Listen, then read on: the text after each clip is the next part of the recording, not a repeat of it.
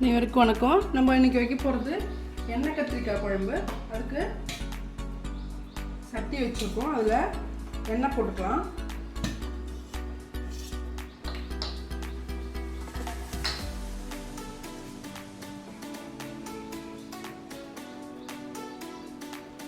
எண்ணெய் போட்டு நல்லா கத்திரிக்காவை இந்த எண்ணெயில் வதக்கிக்கணும்.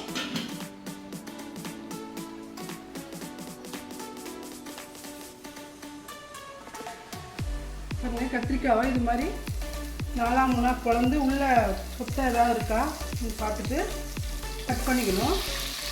கட் பண்ணிவிட்டு இதை நல்லா இது வதக்கிக்கலாம்.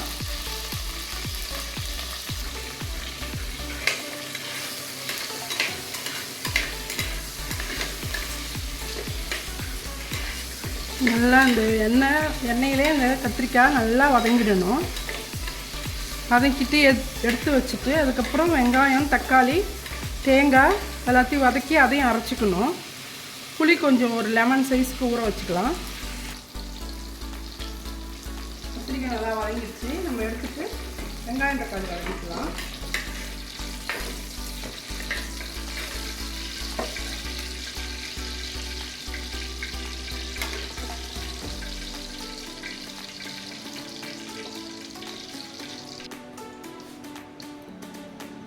சின்ன வெங்காயம் ஒரு 10 இருக்கும்.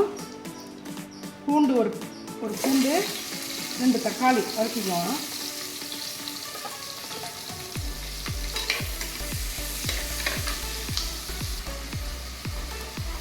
வதங்கும் போதே கொஞ்சமாக ஜீரகம் போட்டுக்கலாம். நல்லா வதங்கிடுச்சு. இதை எடுத்துட்டு இதில் தேங்காய், கொஞ்சம் மிளகாத்தூள் போட்டு அரைச்சின்னு வந்துடலாம்.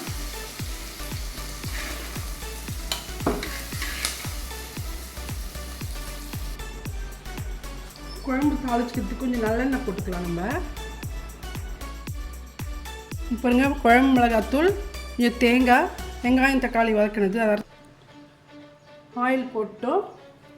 இதில் வடகம் போட்டுக்கலாம். வெங்காய வடகம், கொஞ்சம் ஒரு 1/4 ஸ்பூன் வெந்தயம், ஜீரகம் ஒரு பிஞ்ச் அளவுக்கு. அது வெடிக்கிட்டுன்னு ஒரு பல்லு பூண்டு,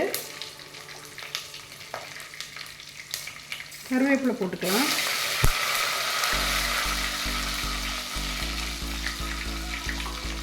நம்ம அரைச்சம் பாருங்கள், அந்த மசாலாவை போட்டுக்கலாம்.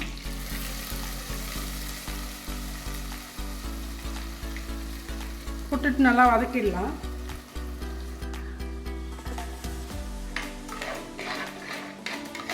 மசாலா நல்லா வதங்கணும். இதில் கொஞ்சம் மஞ்சள் பொடி போட்டுக்கலாம்.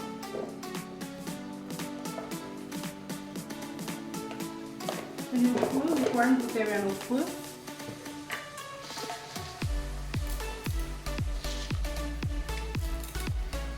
புளி கரைச்சி ரெடியாக வச்சுருக்கேன். நம்ம வதக்கின கத்திரிக்காயும் இதிலே போட்டுக்கலாம். அதுவும் நல்லா புளி கூட கலந்து நல்லா வேகும்.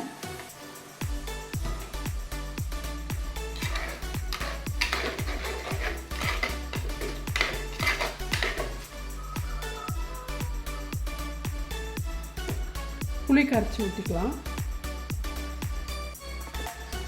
நல்லா கொதிக்கணும் திக்கா. குழம்பு கொதிச்சுட்டு பார்க்கலாம். நல்லா எண்ணெய் பிரிஞ்சு வந்து பாருங்கள். சுவையான கத்திரிக்காய் காரக்குழம்பு ரெடி ஆயிடுச்சு.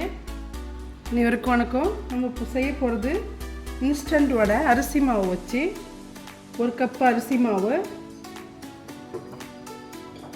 அதில் 1/2 கப்பு ரவை, 1/2 கப்பு மைதா போட்டுக்கலாம்.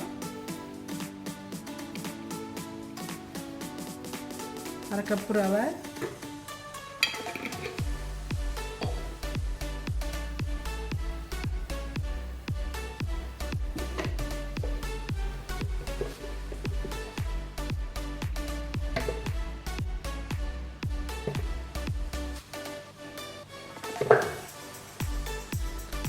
கப்பு மைதா, இந்த டிஷ்ஷுக்கு தேவையான உப்பு,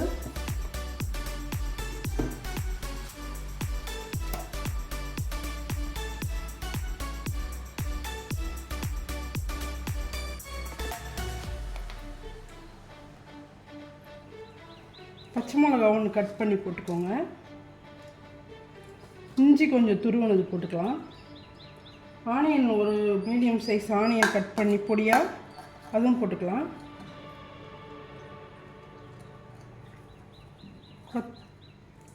கருவேப்பிலை இது.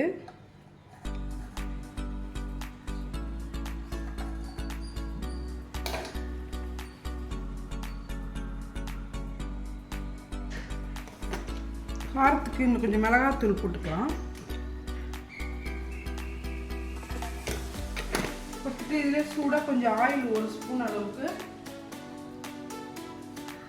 சூடு பண்ணி இது மேலே போட்டுக்கோங்க.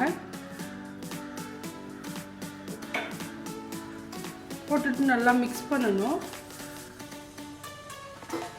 ஆயில் எல்லாம் போட்டதுக்கப்புறம் நம்ம நல்லா மிக்ஸ் பண்ணிவிட்டு அதுக்கப்புறம் தண்ணி போட்டு பிசைஞ்சிக்கலாம். பிசைஞ்சு கொஞ்சம் நேரம் ஊற வச்சுருங்க. ரவை அரிசி மாவு எல்லாம் ஒன்றா மிக்ஸ் ஆகி ஊறணும்.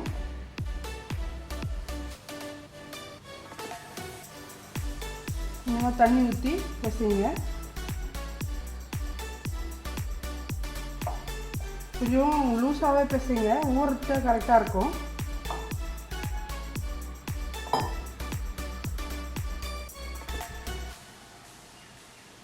பாருங்கள் கொஞ்சம் நல்லா லூஸாக இருக்குது. இதை நம்ம வந்து ஒரு 10 நிமிஷம் ஊற வச்சிடலாம். ஊற வச்சுட்டு அப்புறமா வடை தட்டிக்கலாம். மாவு பாருங்கள் நல்லா ஊறி போய் நல்லா இது தட்டுற பதத்துக்கு இருக்குது. தட்டி ஒன்று போட்டிருக்கேன். சிம்மில் வச்சு நல்லா வேக வைங்க, நல்லாயிருக்கும் டேஸ்ட்டாக வடை.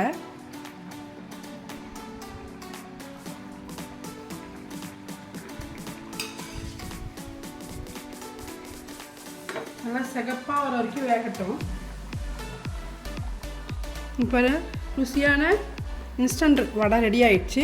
இந்த வீடியோ பிடிச்சிருந்தா லைக் பண்ணுங்கள், ஷேர் பண்ணுங்கள், கமெண்ட் பண்ணுங்கள், சப்ஸ்கிரைப் பண்ண மறக்காதீங்க. நன்றி.